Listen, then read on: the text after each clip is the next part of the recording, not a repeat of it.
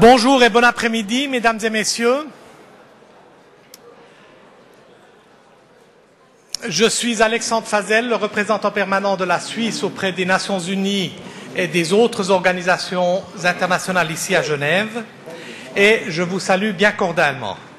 Excellences, mesdames et messieurs, chers collègues et chers amis,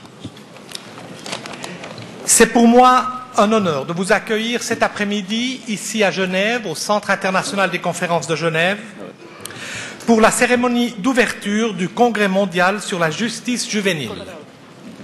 Ce congrès mondial est co-organisé par la Suisse et la Fondation Terre des Hommes et représente un exemple de collaboration innovatrice entre gouvernements et organisations non gouvernementales. Le congrès a 3 objectifs. Premièrement, réaffirmer et renforcer la mise en œuvre des normes applicables en matière de justice juvénile, couvrant tant les enfants en conflit avec la loi, tout enfant soupçonné, accusé ou reconnu coupable d'avoir enfreint la loi, que les enfants victimes et les enfants témoins. Deuxièmement, créer un forum de dialogue favorable à l'échange de bonnes pratiques, respectueuses des droits de l'enfant, dans la mise en œuvre de procédures judiciaires, y compris pour la réinsertion sociale des mineurs en conflit avec la loi. Et troisièmement,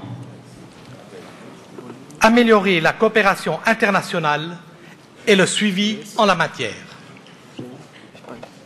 Je me réjouis de vous voir réunis ici si nombreux autour de ces objectifs communs. Et je note avec grande satisfaction une participation de représentants de tous les continents du monde, de toutes les professions pertinentes et de nombreuses organisations internationales, régionales et non gouvernementales. J'espère vivement que toute l'expérience réunie au cours de ces prochains jours sera enrichissante pour tous. J'aimerais tout particulièrement saluer les orateurs de notre cérémonie d'ouverture, à savoir le conseiller fédéral Didier Burkhalter, chef du département fédéral des affaires étrangères de la Suisse, Monsieur Vito Angelillo de la Fondation Terre des Hommes, Madame Jane Connors du Haut Commissariat aux droits de l'homme, Madame Fatimata Mbaye de Mauritanie, ainsi que Monsieur Michael Corriero des États-Unis. C'est avec plaisir et fierté que je vous présente notre premier intervenant, le conseiller fédéral Didier Burkhalter, chef du département fédéral des affaires étrangères et donc ministre des Affaires étrangères de la Suisse. Je le fais avec un sentiment de gratitude, Monsieur le conseiller fédéral. Par votre présence, vous témoignez de l'importance que la Suisse attache au thème et au congrès, et toute l'assistance vous en sait gré. Vous avez la parole.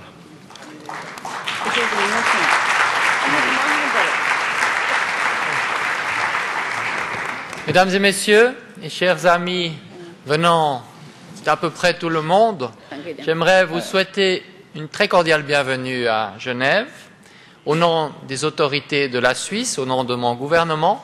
J'aimerais vous remercier également d'emblée, et très franchement et très chaleureusement, de tout ce que vous faites pour l'enfance, de manière générale, pour les enfants, pour la jeunesse dans notre société.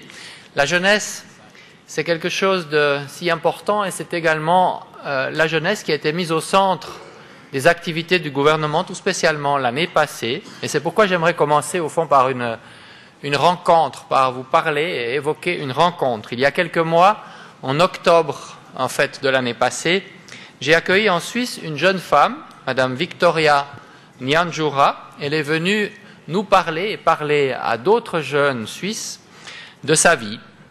Originaire d'Ouganda, elle a été enlevée par un groupe armé lorsqu'elle avait 15 ans. Elle a été contrainte de vivre en captivité et elle est devenue esclave en fait pendant 8 ans. Le témoignage de son adolescence est bouleversant. Elle raconte comment elle a connu de nombreux enfants qui furent forcés de perpétrer des crimes d'une violence sans nom et sans âme, contre leur communauté, contre leurs proches, contre leur famille même, des enfants qui sont des victimes, à qui on a volé l'enfance précisément, ce cadeau si précieux pour la vie, des enfants victimes qui sont forcés à en faire d'autres encore après eux. On estime le nombre des enfants soldats dans le monde à 250 000 tragédies humaines. Et j'ai souhaité que la Suisse s'engage davantage, plus fortement, dans la lutte contre le phénomène des enfants soldats. Nous avons développé et présenté l'an dernier un plan d'action. Chaque cas d'enfant soldat pose un défi particulièrement lourd d'ailleurs à la justice juvénile. Et souligne également la nécessité d'une approche adaptée à la victime, à sa communauté. Le châtiment ne peut pas être le premier but du système judiciaire lorsqu'il a en face de lui un enfant qui doit construire sa vie, qui doit participer à la construction de la société. Et dans ces cas-là, le système judiciaire doit avoir une fonction réparatrice parce que l'infraction détruit, eh bien la justice doit aider à réparer. Elle ne saurait être là pour détruire encore plus.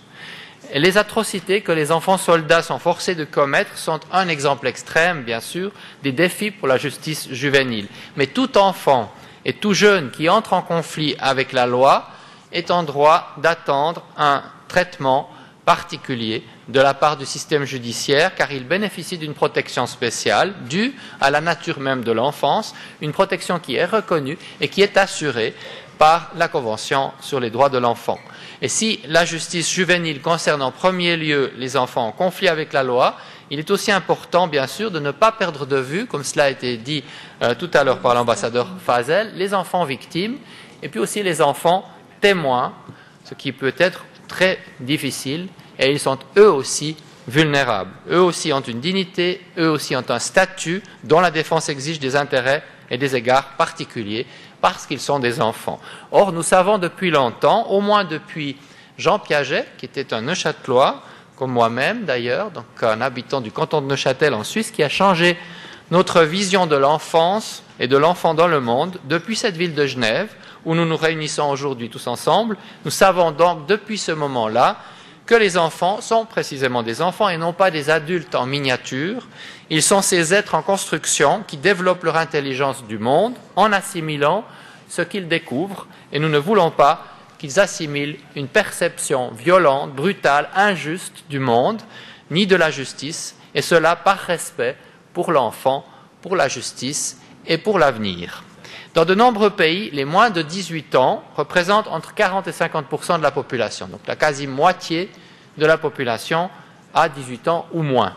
Et ce chiffre est d'abord une extraordinaire promesse d'avenir. C'est de l'énergie, c'est de l'espoir, mesdames et messieurs, du talent, de la créativité pour bâtir le monde de demain. C'est un monde plein de vie et en même temps, tous ces pays si jeunes eh bien, sont confrontés à des infractions commises par des enfants et des jeunes et à la difficulté d'apporter des réponses appropriées aux questions que toutes ces infractions de jeunes peuvent soulever. Comment éviter la récidive? Comment réussir la réinsertion? Comment prévenir la violence institutionnelle? Comment favoriser la participation d'un enfant à sa propre réinsertion? Comment assurer que des fautes de jeunesse eh bien, n'assombrissent pas toute une vie? Et puis, comment protéger le reste de la société? La justice juvénile doit avoir une place importante dans les réformes du système judiciaire. Elle doit être un vecteur à la fois de prévention, de protection, de sanction et de réinsertion des enfants en conflit avec la loi. Pour les aider à continuer, pour les aider à se construire, eh bien, il faut partir sur des bases saines et pas sur une vision dévoyée, dangereuse de la société et du monde. Cette exigence nécessite une approche éducative qui garantit des effets durables sur leur comportement et sur également l'initiation aux responsabilités que ces enfants exerceront dans leur communauté. L'année passée, nous avons donc mis la jeunesse au centre de différentes activités du gouvernement suisse. J'ai rencontré de nombreux jeunes toute l'année, en Suisse et dans le monde. Nous avons dialogué avec eux, je les ai beaucoup écoutés et j'ai essayé de les sensibiliser au rôle, à leurs responsabilités envers eux-mêmes et envers ceux qui les suivront. Et c'est des moments absolument passionnants, mesdames et messieurs, quand on voit leur regard qui change lorsqu'on leur parle de l'avenir, lorsqu'on leur dit au fond qu'ils sont des enfants, mais qu'ils auront eux-mêmes un jour des enfants qui suivront et qu'ils doivent donc s'occuper de passer le témoin, comme nous tous, qui devront passer le témoin, et à ceux qui viendront après. Et pour cette raison, la Suisse est heureuse de cette réunion d'aujourd'hui. Mon pays est actif pour échanger ses expériences et ses experts dans les domaines de détention des jeunes dans divers pays. Au Sénégal, par exemple, où la justice juvénile constitue un domaine de coopération entre la Suisse et ce pays, et plus particulièrement la question de la formation des professionnels. Avec la Russie aussi, où nous collaborons dans la réforme du système pénitentiaire juvénile. Encore avec la Chine, dans le cadre du dialogue des droits de l'homme que nous menons avec ce pays comme avec d'autres pays, eh bien, nous procédons à des échanges sur les questions liées à la détention des jeunes. Et c'est dans le même esprit que la Suisse lutte pour l'abolition de la peine de mort en toutes circonstances, mais tout particulièrement lorsqu'elle est infligée à des mineurs. C'est une punition cruelle, inhumaine, qui ne doit avoir aucune place dans un système juvénile, de justice juvénile moderne. Tuer un enfant, c'est la négation même de l'humanité. En Suisse, la Constitution fédérale ancre dès son préambule l'idée selon laquelle la force de la société se mesure au bien-être du plus faible de ses membres. La protection des plus faibles est une idée au cœur de la justice juvénile en Suisse. Les sanctions adoptées dépendent principalement des besoins de l'enfant ou de l'adolescent concerné, de la nécessité aussi de le réintégrer dans la société par des mesures éducatives et non de la gravité de son acte ou de sa faute. Mais cette justice juvénile ne saurait évidemment être naïve pour protéger la société, pour protéger l'enfant lui-même, au besoin pour le protéger même de lui-même. Une autre considération de taille est donc la prévention de la récidive, tout comme la prévention de la délinquance juvénile. Mesdames et messieurs et chers amis, les normes internationales, tout comme les obligations et engagements que les États ont pris, que nous avons tous pris en fait en matière des droits de l'enfant, donnent les principaux éléments qui doivent nous guider sur le rôle de la justice quand elle s'applique aux mineurs. Le droit international que nous avons élaboré ensemble, eh bien, il prévoit que les États mettent en place des lois et des autorités spécifiques pour les mineurs. Il prévoit que l'on minimise la privation de liberté. Il prévoit que l'on favorise des alternatives au châtiment. Et il prévoit également que l'on mette en place une justice adaptée aux enfants et attentive à leur âge. Cela implique la participation de l'enfant, qu'il soit informé de ses droits, qu'il ait un accès approprié à la justice, qu'il soit consulté et entendu dans les procédures qui le concernent. Bref, mesdames et messieurs, le droit international prévoit que nous devons prévenir, tout particulièrement là, si nous voulons réellement pouvoir guérir. En dépit de toutes ces règles que les États ont élaborées ensemble, la justice juvénile souffre encore de déficits dans sa mise en œuvre. Elle n'a pas encore elle-même atteint un âge qu'on peut considérer comme adulte. Nous devons continuer de la faire évoluer et agir conjointement, ensemble, afin de pallier ces déficits. La Suisse appuie les efforts menés par le système des Nations Unies pour le renforcement de la justice juvénile, la promotion de la justice réparatrice, mais aussi l'élimination de toute forme de violence à l'égard des enfants, que ce soit les enfants en conflit avec la loi ou bien les enfants témoins ou les enfants victimes. Mesdames et messieurs, une collaboration étroite entre les États et la société civile est essentielle pour réaliser des progrès dans ce domaine comme dans d'autres, et je suis particulièrement heureux que ce congrès mondial rassemble pour la première fois les différents partenaires, les États, les ONG et puis les représentants de la société civile pour ce travail, pour ce devoir qui est un devoir commun. Et au fond, ce congrès, eh bien, c'est une chance à saisir, la chance d'améliorer la coopération internationale en matière de justice juvénile. Merci encore une fois à vous toutes et à vous tous d'être venus si nombreux saisir cette chance à Genève, ville de paix, ville de dialogue. La Suisse est heureuse d'être associée avec la Fondation Terre des Hommes, que je remercie tout particulièrement à cet événement. Les enfants sont le cœur de l'avenir et ils sont aussi au fond de notre cœur. Merci beaucoup de votre attention et très bon congrès.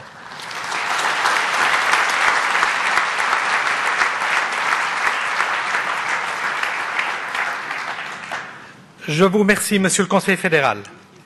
Je passe maintenant la parole à Monsieur Vito Angelillo, directeur général de la Fondation Terre des Hommes. Au fil de son parcours professionnel, Monsieur Angelillo s'est engagé dans l'humanitaire et dans le développement, dans le terrain d'abord et ensuite dans diverses organisations basées en Suisse.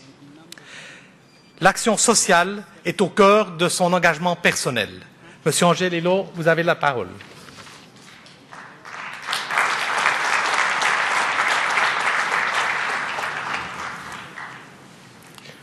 Monsieur le conseiller fédéral, mesdames et messieurs, c'est un immense plaisir et un très grand honneur pour la Fondation Terre des Hommes d'ouvrir ce congrès mondial sur la justice juvénile que nous organisons donc conjointement avec la Confédération suisse à travers le département fédéral des affaires étrangères et l'Office fédéral de la justice. Pourquoi pensons-nous qu'il était absolument nécessaire d'organiser ce congrès? Dans quel état d'esprit l'avons-nous préparé et que souhaitons-nous qu'il atteigne? Monsieur le conseiller fédéral Burkhalter l'a rappelé tout à l'heure, les enfants, c'est-à-dire selon la définition qui est donnée dans la Convention internationale relative aux droits de l'enfant, tous les êtres humains qui sont en dessous de 18 ans, eh bien, ces enfants représentent un tiers de la population mondiale et on l'a dit tout à l'heure, parfois jusqu'à la moitié de la population de certains pays. Les droits de l'enfant concernent donc une très large part de l'humanité, cette part justement qui représente notre propre futur.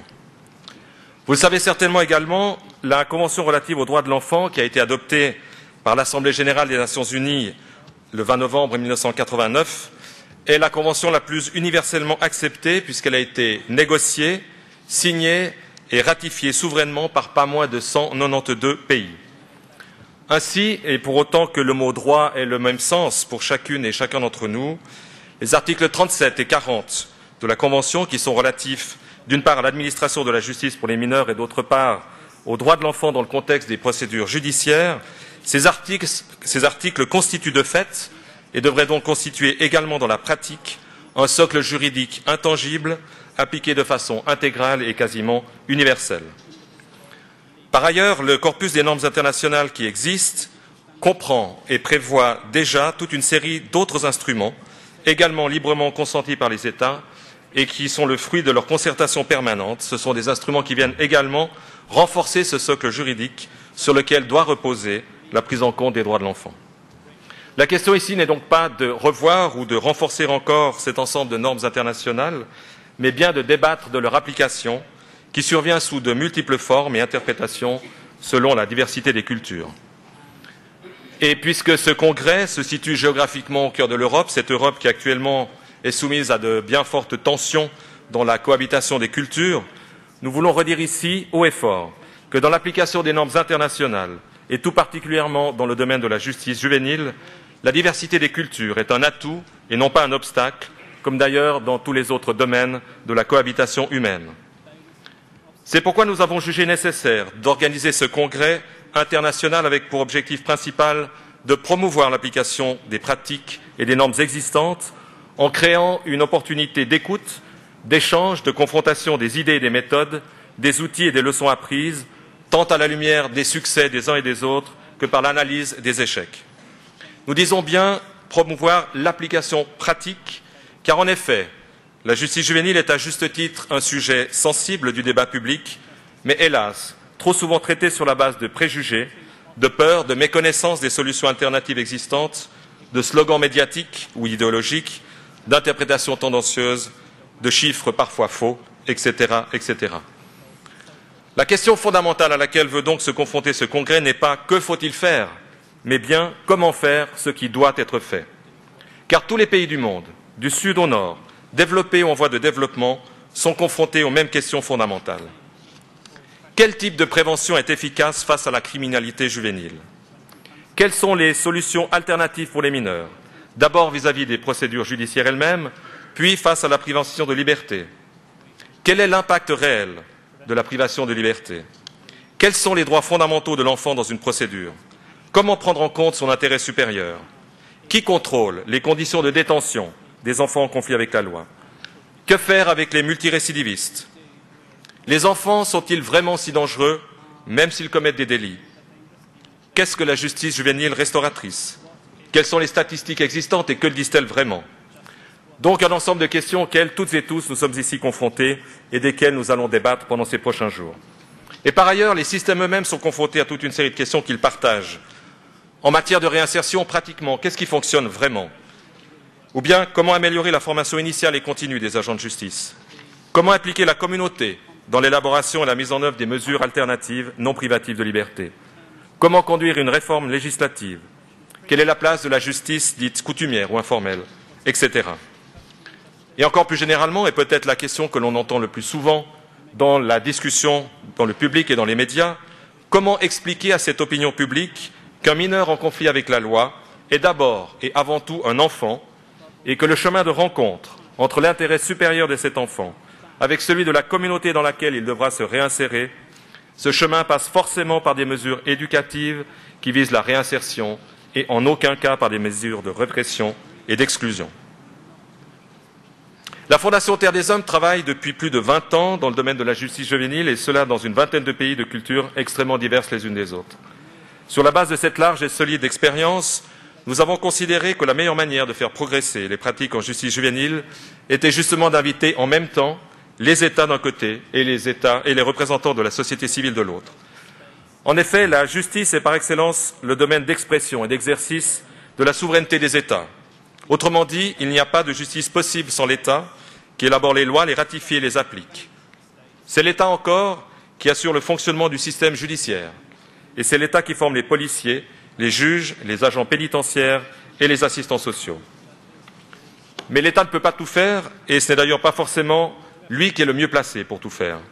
En particulier dans le domaine des peines alternatives et de la réinsertion, tous les efforts de l'État ne pourront aboutir sans l'implication active de la société civile et de la communauté dans laquelle l'enfant doit retrouver sa place. Notre expérience nous a aussi clairement démontré que la privation de liberté ne peut en aucun cas être utilisée comme la seule, unique et systématique réponse en justice juvénile. La véritable efficacité de la justice juvénile est réalisée lorsqu'elle travaille dans l'esprit de la justice restauratrice, qui considère et qui tente de concilier l'intérêt de l'enfant, auteur de l'infraction d'une part, l'intérêt de la victime d'autre part, et l'intérêt de la communauté tout entière. La justice restauratrice est la seule qui fait participer l'enfant, qui le confronte à son acte, qui le responsabilise et lui permet de réparer non seulement les conséquences de son acte, mais également le lien social au sein de la communauté. La justice restauratrice n'est pas l'immunité. La justice restauratrice n'est pas non plus un acte humanitaire. Il faut prendre conscience que les actes des plus jeunes sont rarement le fruit du hasard. Ils ont très souvent une signification très concrète, très profonde, comme un appel au secours ou un signal d'alarme. Signaux qu'il faut prendre très au sérieux et qu'il faut traiter en allant bien au-delà des symptômes. Comme tout être humain, l'enfant ne change que s'il a décidé de changer, parce qu'il perçoit le sens de la démarche, parce qu'il y trouve un intérêt. C'est pourquoi la pratique de la justice juvénile restauratrice doit être soutenue et promue, car elle seule reconstruit l'harmonie rompue entre l'enfant auteur de l'infraction, la victime et la communauté dans son entier, servant ainsi les intérêts de toutes les parties. À l'opposé, la pure et simple répression et l'exclusion de l'enfant en conflit avec la loi, sans démarche éducative, ne constituent rien de moins que la garantie de la récidive. Or, dans la très large majorité des cas, le maintien d'un mineur à long terme dans une structure fermée est un non-sens économique, est une absurdité sociale et est un aveu d'échec pour le système et pour la communauté tout entière. Le choix entre justice restauratrice ou justice répressive est donc absolument fondamental, car selon l'expérience que l'enfant aura vécue au cours de la procédure judiciaire, il pourra réintégrer la communauté et jouer plus tard pleinement son rôle de citoyen adulte, ou à l'opposé, récidiver et rester en conflit avec la loi pour finir par constituer de manière permanente un problème, voire un danger pour la communauté. Au-delà de la diversité des cultures, les leçons apprises de décennies de pratiques montrent qu'en matière de réinsertion, il n'y a pas de solution unique. Il n'y a pas de solution systématique ou définitive. En revanche, ces mêmes leçons apprises nous montrent que l'une des conditions essentielles de la réussite de la réinsertion revient à laisser en premier lieu au juge la marge de manœuvre nécessaire pour déterminer, selon le contexte social dans lequel il travaille, les meilleures alternatives possibles à la privation de liberté ou d'autres mesures qui doivent être tentées en alternative aux peines en milieu fermé. Même si des progrès sensibles ont été réalisés pratiquement partout dans le monde, certaines situations demeurent absolument intolérables et ne constituent pas de simples carences techniques. La peine de mort applicable aux enfants au moment des fêtes est en totale contradiction de toutes les normes internationales. Elle n'est donc ni acceptable ni négociable. De même que s'il est clair que certains enfants ont besoin d'un séjour en structure fermée, l'utilisation systématique de la détention préventive comme sanction immédiate est un véritable déni de droit. Les conditions de détention sont parfois scandaleusement indignes, non justifiables par l'excuse de l'absence de moyens et marquées par des attitudes méprisantes, de la violence et de la négligence que l'on ne se permettrait probablement pas avec des adultes qui, eux, disposent de davantage de capacités de compréhension, d'expression et de défense.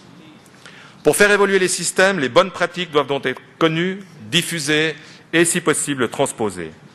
Et pour soutenir cet effort, il faut de plus que la formation des professionnels de toute la chaîne pénale soit mise en place là où elle fait défaut, soit améliorée là où elle est encore insuffisante, soit soutenue, renforcée et développée partout.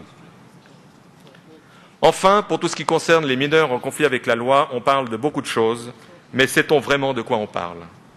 En effet, l'on dispose de très peu de statistiques fiables pour répondre à des questions comme combien y a-t-il d'enfants dans les systèmes judiciaires? Combien d'enfants sont privés de liberté? Combien d'entre eux se trouvent en détention préventive? Pour quel genre de délit? De quelle gravité? Dans quel genre d'institution? Etc., etc.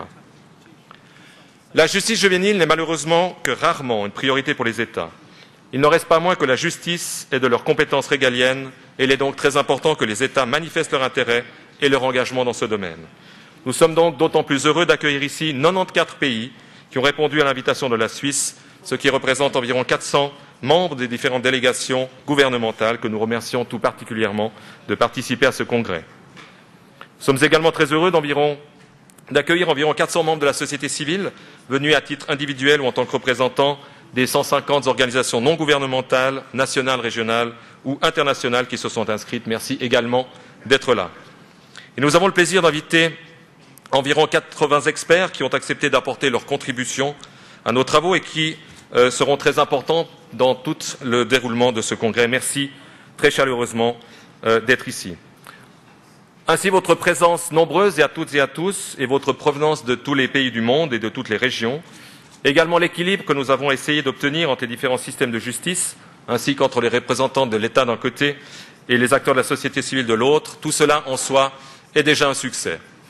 Mais il faut aller plus loin, et quels que soient les thèmes qui seront abordés pendant ces prochains jours, il s'agira pendant tous les travaux et toutes les discussions de se poser sans cesse les questions qui permettront à ce congrès de dépasser le simple réunion d'experts et parvenir à de vraies recommandations, des recommandations qui devront engager à la fois les États et la société civile. Comment améliorer le système? Quelles sont les conditions du succès? Quel rôle clé doivent jouer les différents acteurs? Qui doit assurer le suivi et le contrôle de ces réformes? Dans nos vies professionnelles souvent surchargées, un congrès comme celui-ci peut constituer une parenthèse bienvenue où chacun et chacune peut se permettre de prendre le temps pour écouter les autres, pour échanger, pour dialoguer, pour partager et tester des idées, des leçons apprises, découvrir des innovations. Nous souhaitons vivement que chacune et chacun d'entre vous, quelle que soit sa fonction, puisse au cours de ce congrès enrichir ses connaissances et ses outils en matière de justice juvénile, compléter et étendre son réseau de contacts professionnels et repartir avec des convictions et une motivation renforcée. Nous vous remercions tous et toutes d'avoir répondu à notre invitation et nous remercions tout aussi chaleureusement le département fédéral des affaires étrangères pour avoir accepté de co-organiser ce congrès avec la Fondation Terre des Hommes ainsi que pour son soutien substantiel. Et nous remercions l'Office fédéral de la justice pour sa contribution déterminante dans la préparation de cet agenda. Je souhaite à toutes et tous un très bon congrès. Merci.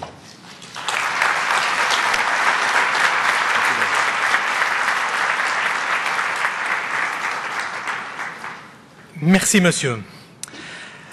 I have now the pleasure to introduce Jane Connors, who is representing the Office of the High Commissioner for Human Rights. It was quite important for Switzerland and the Fondation Terre des Hommes to have the Office of the High Commissioner present here today at the opening of this World Congress, due to its leading role in the field of human rights. Jane Connors is the Director of Research and Right to Development Division of the United Nations Office of the High Commissioner for Human Rights, and her office is responsible for supporting the High Commissioner's global leadership role by informing policy positions and advocacy on thematic issues through legal analysis and applied research. Jane, the floor is yours.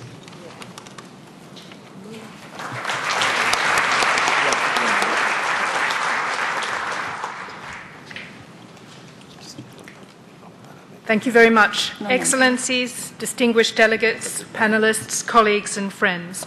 I'm delighted to participate on behalf of the UN Human Rights Office in this opening ceremony. And let me say how delighted I am, though slightly nervous, in front of you to see so many people have found the topic of this conference so interesting and have taken the time to be here. I was yesterday at the airport and I noticed that various people were being picked up to be here today, and I felt really, really great about that. I'd like to thank the Swiss government and the Terre des Hommes Foundation for the initiative. I'm confident it will draw attention to the harsh reality of millions of children in conflict with the law.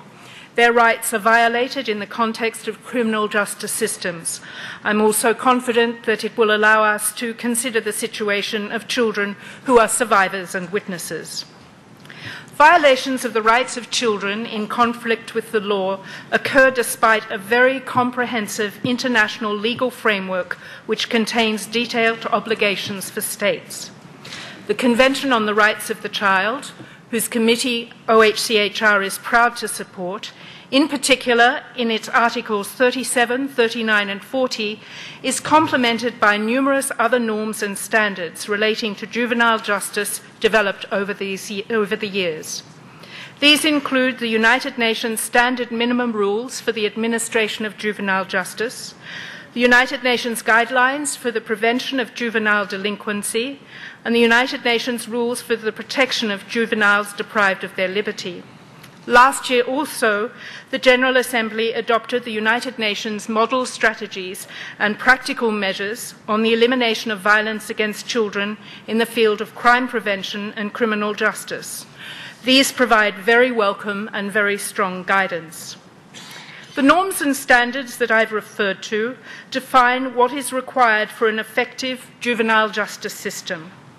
The Committee on the Rights of the Child has worked hard to delineate how states can ensure that their juvenile justice systems comply with the Convention through its concluding observations, general comments and days of discussion. General Comment 10 is particularly relevant.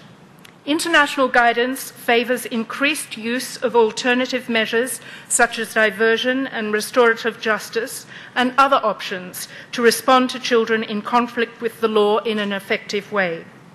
Juvenile justice systems should of course serve the interests of society in general, but they must also serve the best interests of the child.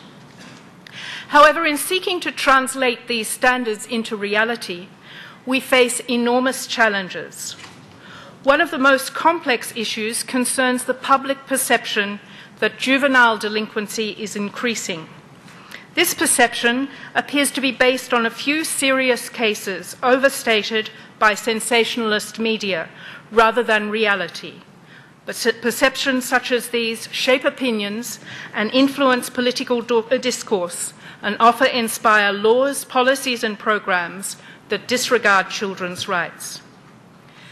We at the Human Rights Office are particularly concerned about the trend towards lowering the minimum age of criminal responsibility. In line with the Beijing rules, the work of the Committee on the Rights of the Child has encouraged states parties to the Convention to increase the minimum age of criminal responsibility to the age of 12, and it considers this to be the absolute minimum. Our office reiterates that call and urges countries with a higher minimum age of criminal responsibility not to consider bringing it down. We applaud those states which set it at a higher age, such as 14 or even 16. You will agree that setting the minimum age of criminal responsibility too low significantly challenges the notion of responsibility. Each time a child is deprived of her liberty, we must ask what this seeks to achieve. Perhaps it's about removing difficult children from sight. Deprivation of liberty inevitably has negative effects on a child's development and mental health. Children deprived of their liberty often suffer from anxiety, depression, and feelings of hopelessness, particularly if they are separated from their family and/or community environment. Available research shows that the majority of children deprived of their liberty has not actually been convicted of an offence. Indeed, very few will have committed a serious crime. In many cases, such children are drug users who commit minor delinquencies to get money for consumption. Under international law, deprivation of children of liberty should only be employed as a measure of last resort and for the shortest possible period of time. The Committee's General Comment 10 indicates that every child arrested and deprived of liberty should be brought before a competent authority to have the legality or the continuation of deprivation of liberty examined within 24 hours. However, in some countries, children are deprived of their liberty not as a measure of last resort, but as a punishment. In some countries, in violation of 37B of the Convention of the Rights of the Child, children may spend months or even years in pre-trial detention. Sometimes they will not be granted the possibility of contacting their families, seeing a lawyer, being informed of the charges against them, or having their situation reviewed. Domestic law should clearly describe the considerations which govern the decision of whether to place or keep a child in pre-trial detention. This should also be determined by a competent, independent and impartial authority, preferably a judicial body. The child should also be provided with legal or other appropriate assistance. Forms of legalised violence against children, such as capital and corporal punishment, are human rights violations.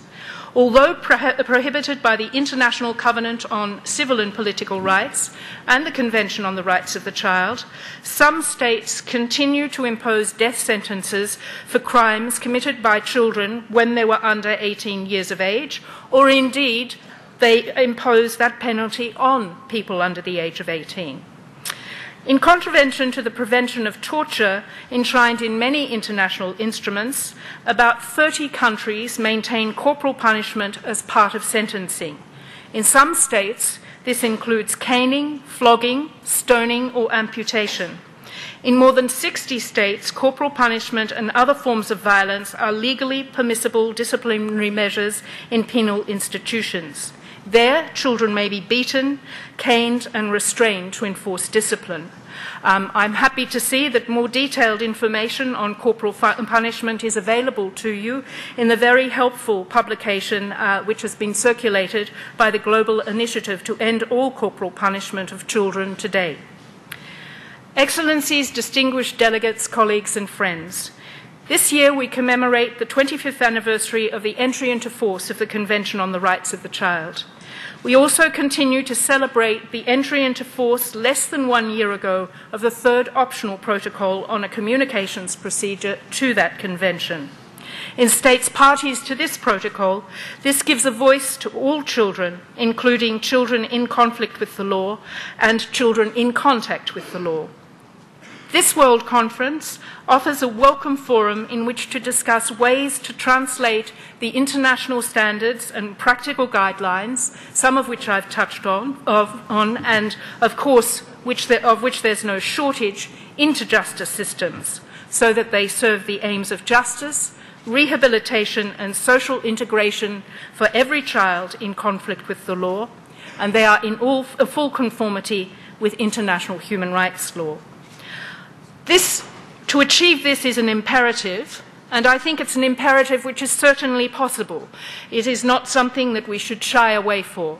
I wish you all the luck you can have during this wonderful period of time that you're at this conference, and I look forward to the outcome of your deliberations. Thank you so much.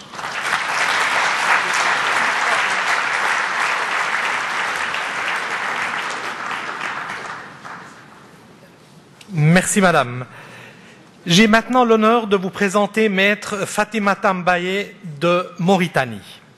Elle fut la première personne du continent africain à avoir obtenu le prix international des droits de l'homme de Nuremberg en 1999. Elle a dû s'émanciper d'un mariage forcé pour pouvoir suivre des études de droit et devenir la première femme inscrite au barreau de Nouakchott. Ses combats pour le droit des femmes et contre la discrimination dont sont victimes les Noirs mauritaniens l'ont conduite en prison en 1986.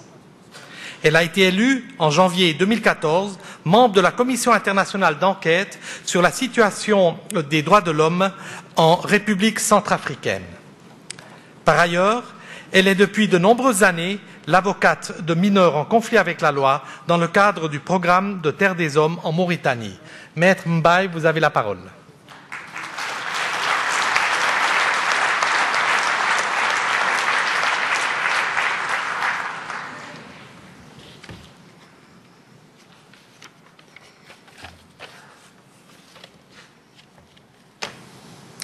Monsieur le conseiller fédéral, Monsieur le directeur général de Terre des Hommes, distingués délégués et délégations gouvernementaux, chers collègues, merci de m'avoir invité à participer à ce congrès qui est d'une importance capitale pour nous autres, les activistes. Je voudrais me présenter à vous, à cette auguste assemblée. Je suis un enfant, je suis fragile et fort à la fois. J'ai besoin d'être compris, d'être accompagné, d'être protégé, d'être éduqué, d'être aimé, d'être traité avec dignité. Je suis tout simplement un être humain. En temps de conflit, en temps de paix, je suis fille, je suis garçon, je suis un enfant en conflit avec la loi. La prison est un cage en béton que certains considèrent une cage dorée, qui forge un enfant en difficulté dans la récidive et la souffrance. Les lenteurs de procédure, les qualifications non réfléchies me renforcent dans mon désarroi. Ont-ils oublié qu'être enfant, c'est avoir l'espoir de grandir, de rêver, de participer à la vie, de se forger un avenir, et que la prison est un obstacle au processus d'intégration de l'enfant dans la société. Les politiques judiciaires et pénitentiaires doivent alors changer, se focaliser dans la recherche d'une justice restauratrice. D'une justice restauratrice pour les enfants qui sont en conflit à loi, c'est-à-dire la justice qui tient en compte la vulnérabilité de l'enfant et la nécessité d'instaurer un dialogue constructif et une alternative à la justice répressive et d'enfermement. Stigmatiser les enfants en conflit avec la loi, c'est tout simplement refuser tout dialogue interactif dont la création d'une société, la création d'une société ouverte, tolérante, surtout protectrice de la jeunesse, gage d'une citoyenneté intègre. Les acteurs de la justice juvénile et les familles, les gouvernements et les États doivent travailler en symbiose afin que la réintégration, la réinsertion devienne une réalité dans une société pour le bien-être de l'enfant.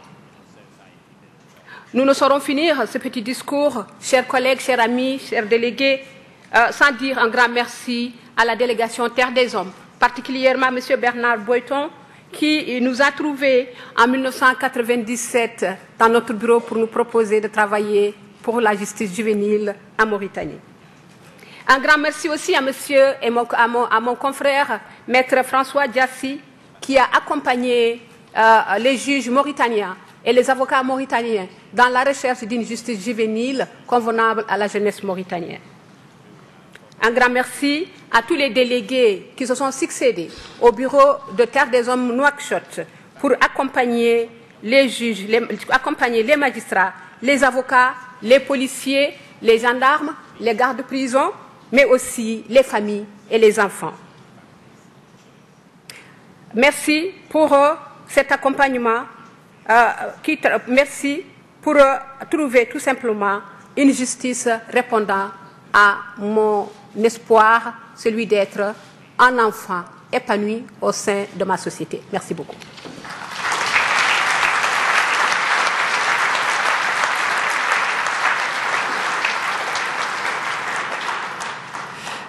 Merci, Maître. Nous en arrivons à notre dernier intervenant de cette cérémonie d'ouverture. I have the pleasure to introduce Judge Michael Corriero. Judge Corriero is the founder and executive director of the New York Center for Juvenile Justice. The mission of the New York Center for Juvenile Justice can be succinctly summarized. It is about judging children as children. The center promotes a model of justice for minors that treats children as children and responds to their misconduct with strategies designed to improve their chances of becoming constructive members of society. Judge Corriero served as a judge for 28 years in the criminal courts of the state of New York. Judge Corriero, you have the floor.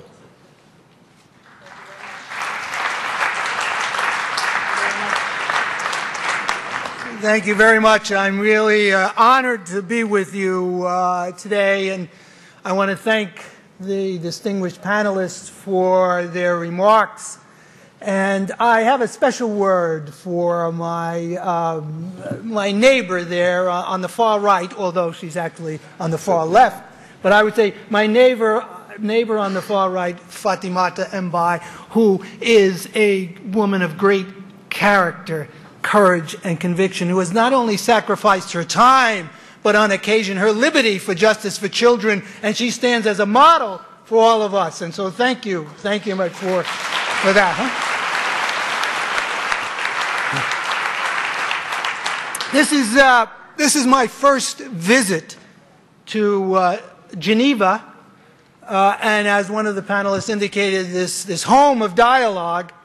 And because it was my first visit, we arrived, Mary Ellen and I, my wife and I, early Saturday morning, and my wife was anxious to see all of Geneva, so we ran the tour and we went to the Old City. And as we were walking through the Old City, we came upon the birthplace of Jean-Jacques Rousseau.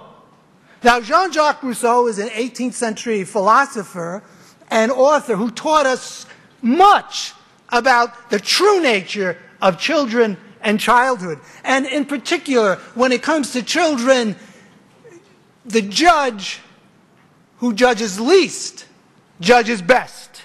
And in his words, which we find in his treatise on education, he says,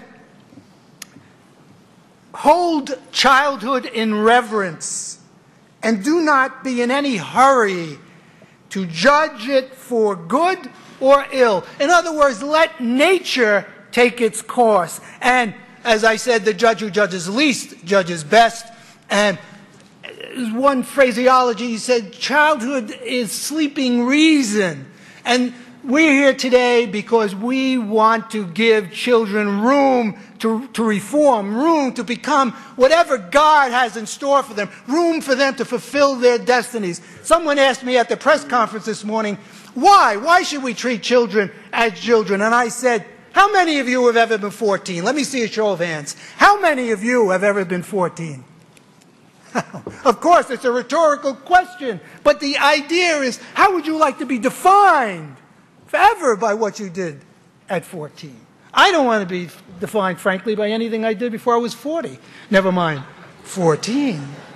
So, Rousseau, in the birthplace of Rousseau, this humanist who understood the true developmental differences of children.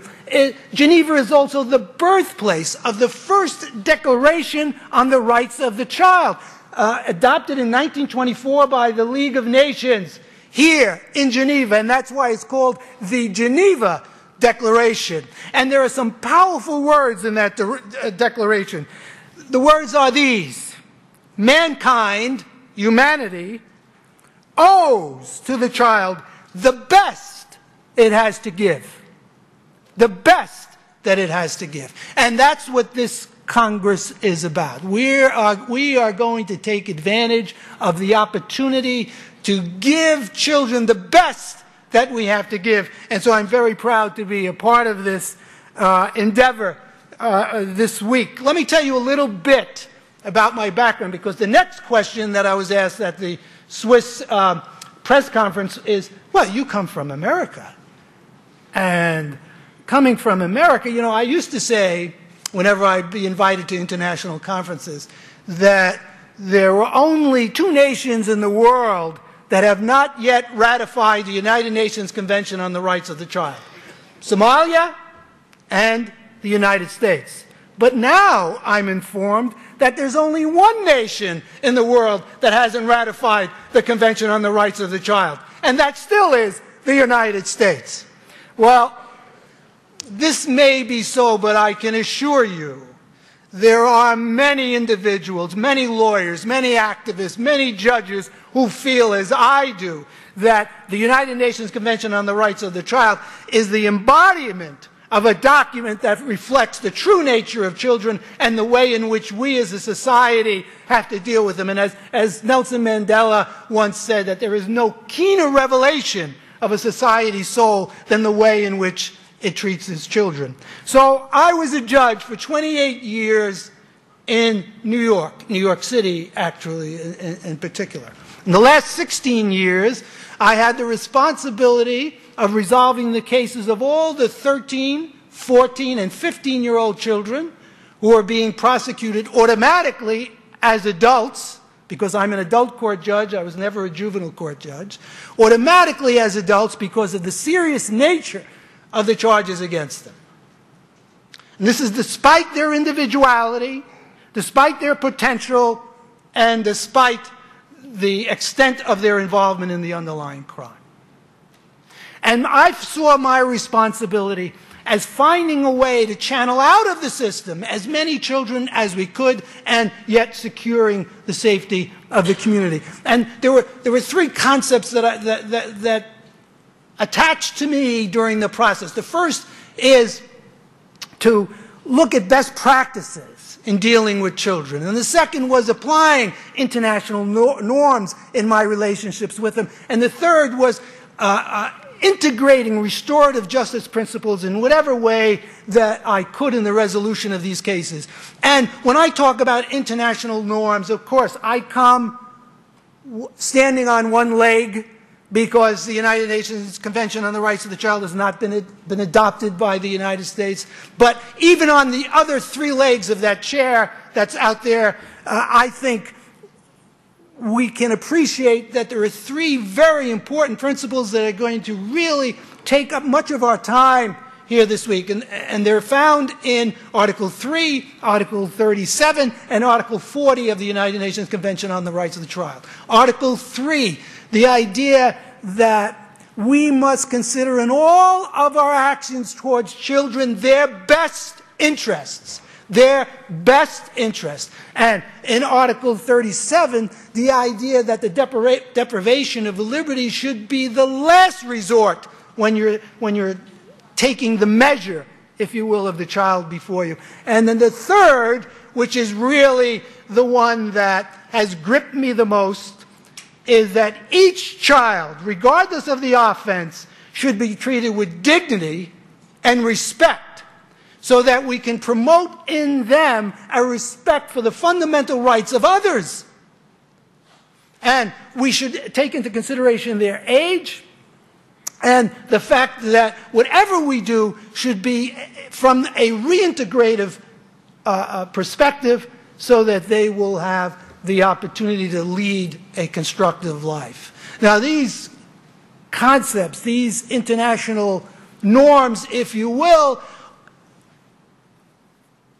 set the tone for how we should be dealing with children. Let me give you an example of the problems and the issues and the actual challenges that some of these young people present when they're brought into a system that essentially ignores their developmental differences, that because we prosecute children as adults. And in New York, not only do we prosecute children as adults, we expose them to mandatory imprisonment and lifetime criminalization. Now, I am very proud to be a New Yorker, and I am proud that I was born and raised in New York City, and that I'm essentially a first-generation citizen of the United States. And that in one generation, we went from a poor tenement household in what was called Little Italy to a judge.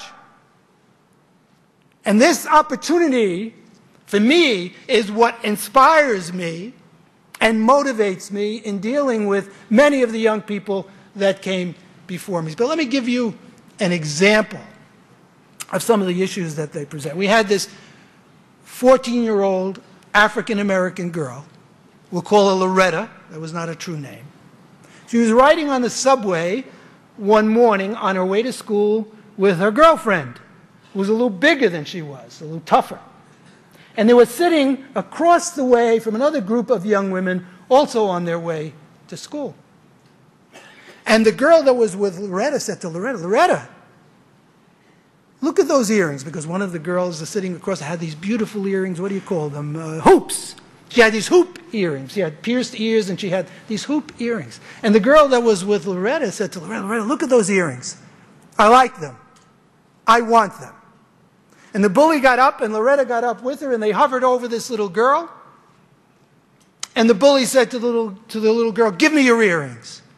The girl tried to ignore her. "Give me your earrings." The girl got up and tried to walk away, but was blocked from doing so by Loretta, who was standing next to the bully. So she sat back down. Again, there was a demand. Again, no response. The train started to slow to enter our 14th Street subway station. As it did, there was another demand, no response. And as the doors began to open on the subway, the bully reached down and ripped the earrings out of this little girl's ears. There happened to be a New York City policeman at the doorway, saw what happened, arrested both the bully and Loretta, charged them with the crime of robbery in the second degree, defined as the forcible taking of property, and in the course of it causing physical injury. Loretta was charged under the theory that she was an accomplice to the bully. Under New York's juvenile offender law, she was automatically prosecuted in the adult court. She faced mandatory imprisonment of a minimum of 1 to 3 years in prison, with a maximum of 2 1/3 to 7, and upon conviction, she would incur a felony record for the rest of her life. And the only way out from under this was for a judge to exercise his or her discretion in granting the legal equivalent of a second chance, which we define as youthful offender treatment, which would permit the judge to give an alternative non-incarceratory sentence of probation and to seal the record of conviction. So I asked one of the program representatives, people like Terre des Hommes, who would come to court and lobby me for certain kids. I said, "Do me a favor." I said, "Speak to this little girl and tell me what you think of her." Because by the time she got to me, because I sat in the Supreme Court, which is the major felony level, trial level, she had been incarcerated for 30 days because one of the oxymorons about trying children as adults is that bail was set on Loretta. And a $500 bail was set, and which she was unable to make. And so she had been in for about 30 days before she came before me. So the program representative went out and spoke to Loretta in the detention cell. She came back and said, "You know, Judge Corriero," said, "I asked Loretta a typical social worker question to get a sense of who she was, what her relationships in the community were." She said, "Loretta," she said, "I asked Loretta, if you could change 3 things in your life, what would you change?" She said, "Judge, you know what she said?" I said, "No." What did she say? She said, Loretta said that she would change her country, she would change her family, and she would change her sex. Her country, because she believed that America was a racist society. Her family, because her mother was a crack addict and she never knew who her father was. And her sex, because she felt that young women were vulnerable to physical and sexual abuse. How do you deal with Loretta? Come up, tell me. Because I was the judge of Loretta. And what tools did I have to deal with Loretta? What could I do given the limited options that were available to me because I was an adult court judge and because we did not recognize essentially the developmental differences of a child who felt so uncomfortable, so disconnected, so much not a part of our society that she was uncomfortable in her country, in her skin, and in her sex. And how could I undo that with what was available to me? Now, if I gave her to Terre des Hommes, you could do something with this child. But those options were limited to me. And so, we're here this week because this Congress will offer concrete examples of the way in which we can find, even in a system which is severe, even in a system which is set up in such a way that it's difficult to recognize the individuality of children, even in such a system, we can find the spaces in the law to do what is right and to do what is just. And in the 28 years, in the last 16 years that I had the responsibility of resolving the cases of thousands of adolescents who were accused of serious crimes, we were able to find many spaces where we could do the right thing, many opportunities to give young people an opportunity to earn a second chance by involving them in alternative programming and monitoring it and caring about it, because the greatest alternative to detention is paying attention to the dignity of each child before you. You'll see outside, I think on the ground floor, a photographic exhibit by an American photographer by the name of Richard Ross. Now, Richard Ross photographed young men and women, children, who were being detained in American institutions. The very first photograph, the image has always stuck with me because I've seen it before. I saw it when it was in New York. Is this young boy, very small, apparently a boy of color, African American, facing his bed, which has a sheet in it, and facing the wall. And it struck me that here was this young boy in this nondescript uniform facing the altar of justice. And we somehow have failed to elevate that child to the dignity and worth that they deserve. So you'll see children there in handcuffs and in custodial situations that do just the opposite of what we need to do in terms of treating children with dignity and respect. So I'm grateful to be here. I look out and I see Bernard Botin because he blessed me in a communication by telling me of an old French proverb that to go far, you must start high. And I believe that in this Congress, we can get closer to that far place where children and justice flourish. And so I'm going to end with the quote of a late Supreme Court justice in America who was known to be the conscience of the court.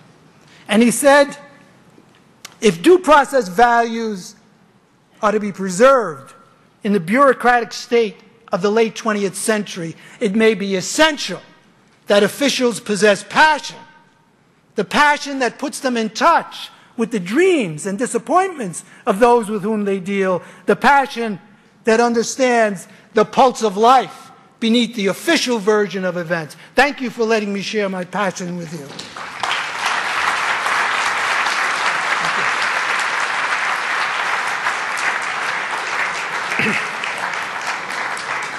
Thank you very much, Justice Corriero.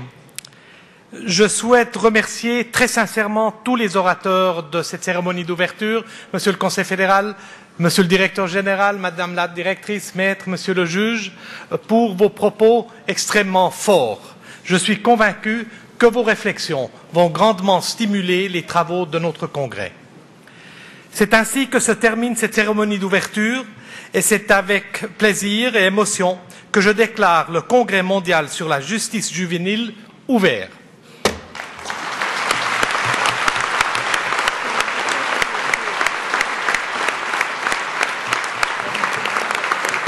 Nous allons maintenant observer une très courte pause technique afin que nous puissions prendre congé du conseiller fédéral et ensuite Terre des Hommes va reprendre le témoin pour le prochain segment du programme qui est placé sous le thème des témoignages. Je vous remercie.